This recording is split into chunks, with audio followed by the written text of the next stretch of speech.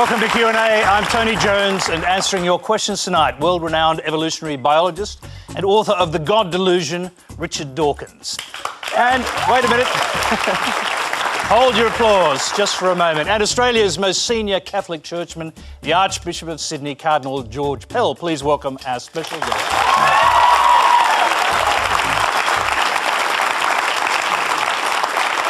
OK, Q&A is live from 9:35 Eastern Time and simulcast on News 24 and News Radio. Go to our website to send a question or join the Twitter conversation using the hashtag on your screen. And stay tuned for the chance to join Quanda Vote. You can register on your smartphone or smart device at the address on the screen. The address is quandavote.tv, I should say. Our first question tonight comes from Naomi Roseth. At Easter, Australia's religious leaders invoke the name of God in order to preach peace, tolerance, political integrity, social and moral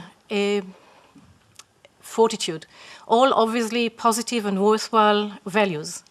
My question is, in what way is the practice of these values dependent on an existing God?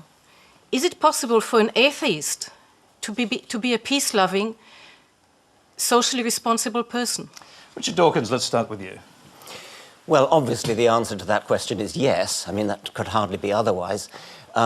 It is true that Christianity has adopted many of the best values of humanity, but they don't belong to Christianity or indeed to any other religion. I think it would be very sad if it were true that you really did need religion in order to be good. Because if you think about it, what that would mean would be either that you get your morals and your values from the Bible or the Quran or some other holy book, or that you are good only because you're frightened of God, because you don't want to go to hell or you do want to go to heaven. Now, as for getting your morals from the Bible, I very sincerely hope nobody does get their morals from the Bible. It's true that you can find the occasional good verse, and the Sermon on the Mount would be one example, but it's lost amid the awful things that are dotted throughout the Old Testament and actually throughout the New Testament as well, because the idea, the fundamental idea of New Testament Christianity, which is that Jesus is the Son of God who is redeeming humanity from original sin, the idea that we are born in sin and the only way we can be redeemed from sin is through the death of Jesus. I mean, that's a horrible idea. It's a horrible idea that God, this paragon of wisdom and knowledge, power, couldn't think of a better way to forgive us our sins than to come down to earth in his alter ego as his son and have himself hideously tortured and executed so that he could forgive himself. OK, let's go to George Pell on that. Well, there's quite a few things that might be said. First of all, our tradition goes back about 4,000 years. So whatever these values are that we've taken over, we've got to go back a little bit of a distance. And it's interesting to look at pagan Rome before there was Christian influence. 40% were slaves. Men and women fought one another to the death in the Circus Maximus or the Colosseum. Women had no rights whatsoever. Infanticide was practiced regularly. The noble families didn't want baby girls. Christianity changed that, not perhaps by itself, but largely. And the Christian story, we're Christians, we're New Testament people. There was an evolution in the Old Testament. There are some awful things there. It developed. The notion of God was purified as it went through the Old Testament. Can I just interrupt you just to bring you to the point of the question, which was really about whether atheists can lead a good life and be good people and socially responsible and so on? Yeah, absolutely. You accept that? Yeah, absolutely. I think it helps to believe in God because there's the Polish poet Milosz who says that the opium of the people today is the belief that they won't be judged by God when they die, that those who have committed great crimes, done awful things, are going to get away with it, and that the people who've suffered unjustly, had terrible lives, that's it. Okay, let's move quickly to our second question. It's from Claire Bonner. Religion is precisely often blamed for being the root of war and conflict. But what about all the good it has done for our society? God-centred religion has been the birthplace of schools, universities, hospitals, and countless developments in science as well. Richard, if you believe the human drive to seek the truth and to constantly improve ourselves is merely a mechanism for survival, then what's the point and why should I bother? It's an astonishing idea to say, why should you bother just because we have a scientific understanding of why we're here. We do have a scientific understanding of why we're here, and we therefore have to make up our own meaning to life. We have to find our own purposes in life, which are not derived directly from our scientific history.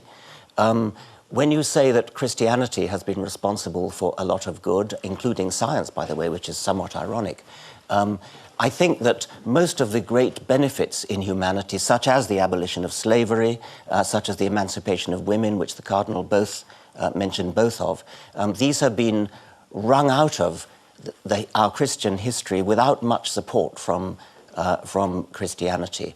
I, as an atheist, my friends as atheists, lead thoroughly worthwhile lives, in our opinion, because we stand up, look the world in the face up to the fact that we are not going to last forever. We have to make the most of the short time that we have on this planet. We have to make this planet as good as we possibly can and try to leave it a better place than we found it. Now, to some degree, you've already answered this, but there is a follow-up question. I'm going to go to that now. It's from Rebecca Ray. Okay, my question for you today is, without religion, where is the basis of our values? And in time, will we perhaps revert back to Darwin's idea of survival of the fittest? Richard Dawkins, you can answer that and I'll bring in Cardinal Pell. I very much hope that we don't revert to the idea of survival of the fittest in planning our politics and our values and our way of life. I've often said that I'm a passionate Darwinian when it comes to explaining why we exist. It's undoubtedly the reason why we're here and why all living things are here. But to live our lives in a Darwinian way, to make a society a Darwinian society, that would be a very unpleasant sort of society in which to live. It would be a sort of Thatcherite society.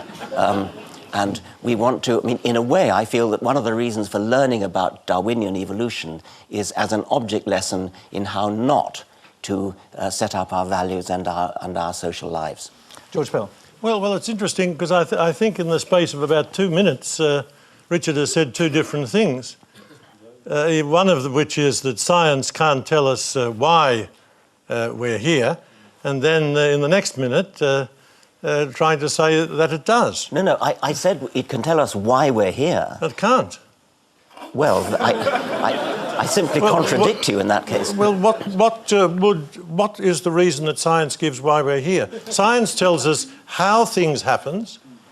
Science tells us nothing about why there was the Big Bang, why there is a transition from inanimate matter to living matter. Science is silent on... we could solve most of the questions in science and it would leave all the problems of life almost completely untouched. Why be good? Why be good is a separate question, which I also came to. Why we exist, you're playing with the word why there. Science is working on the problem of the antecedent factors that lead to our existence. Now, why in any further sense than that, why in the sense of purpose, is, in my opinion, not a meaningful question. You cannot ask a question like, why do mountains exist, as though mountains had some kind of purpose. What you can say is what are the causal factors that lead to the existence of mountains, and the same with life and the same with the universe.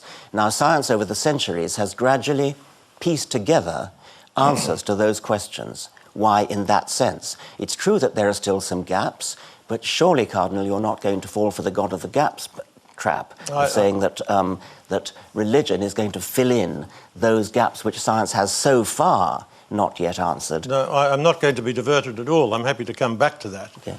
We will be coming back to it because I know there are questions that relate to some of the bigger issues you're talking about, but you could respond and then we'll move on to our next question. I hope I'll be allowed to. You certainly Thanks. will.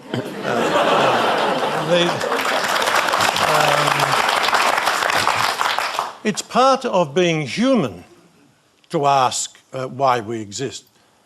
Questioning distinguishes us from the animals. It's to ask why we're here.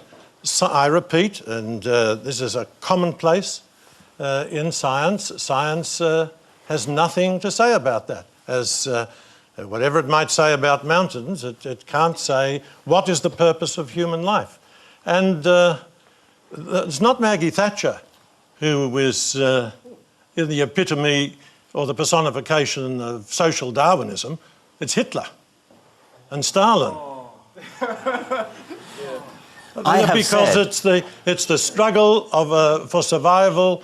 The strong take what they can and the weak give what they must, and there's nothing to restrain them. And we've seen that in the two great atheist movements of the last century. No, that's ridiculous. That is ridiculous. Nice unbiased audience you've assembled here, by the way. Right, let's clearly distinguish two things here. First, atheism had nothing to do with Hitler or Stalin.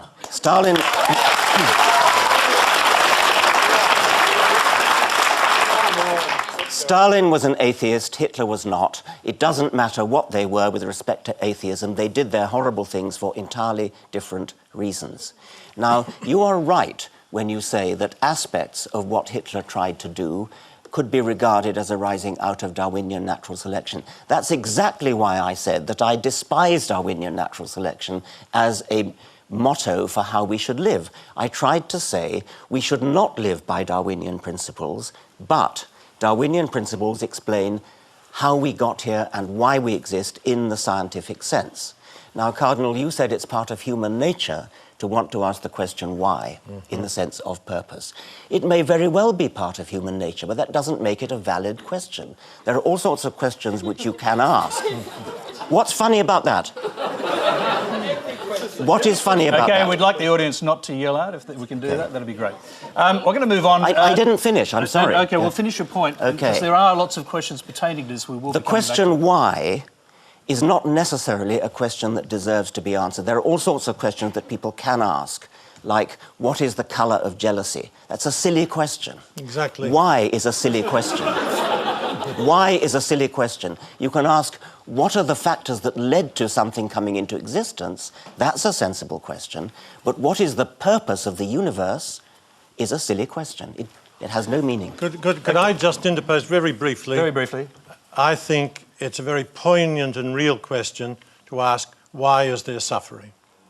We will be asking that question, believe it or not. This is Q&A. It's live and interactive. Tonight we're experimenting with QuandaVote, a new way for Q&A viewers to share their opinions on the issues we discuss. You can go to the quandavote.tv website on your smartphone, tablet or computer to vote in our very first question, and that is, does religious belief make the world a better place? Does religious belief make the world a better place? We'll report back later on your views. First, let's move on to our next question for our panel. It comes from Paul Hanrahan.